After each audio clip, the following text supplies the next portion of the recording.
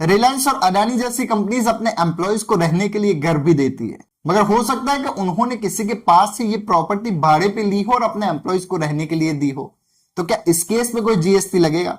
तो रेंट वाले केस में आपको समझना पड़ेगा कि दो तरीके से रेंट आता है। पहला कि आपने कोई कॉमर्शियल प्रॉपर्टीज भाड़े पे चढ़ा दी, या दूसरा आपने कोई रेसिडेंशियल प्रॉपर्टीज भाड़े पे चढ़ा दी। तो पहले हम रेसिडेंशियल प्रॉपर्टीज के बारे में समझते हैं। अब रेसिडेंशियल प्रॉपर्टीज में हो सकता है आपने किसी को भाड़े पे घर दिया और वो खुद उसमें रहने लगा, तो अब इस केस में कोई भी जीएसटी नहीं लगेगा। मगर हो सकता है कि आपने कोई रेसिडेंशियल प्रॉपर्टी ही भाड़े पे दी हो, मगर सामने वाला उसको कॉमर्शियल पर्पस के लिए यूज कर रहा हो।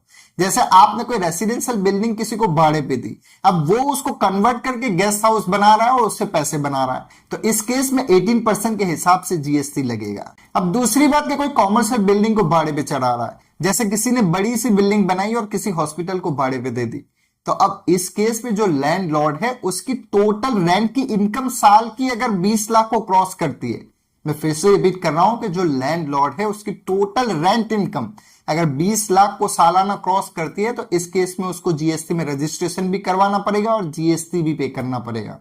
मगर हो सकता है कि वो बंदे की रेंट इनकम इतनी ज्यादा हो ही ना, मगर जो टेनेंट है वो जीएसटी में रजिस्टर्ड पर्सन है, तो इस केस में टेनेंट को आरसीएम यानी रिवर्स चार्ज मैकेनिज्म में टैक्स पे करना पड़ेगा। अब ये आरसीएम क्या है उसको मैं अगले वीडियो में कवर करूंगा। अगर वीडियो इंफॉर्मेटिव लगा हो तो उसे लाइक और मेरी चैनल को सब्सक्राइब कर देना।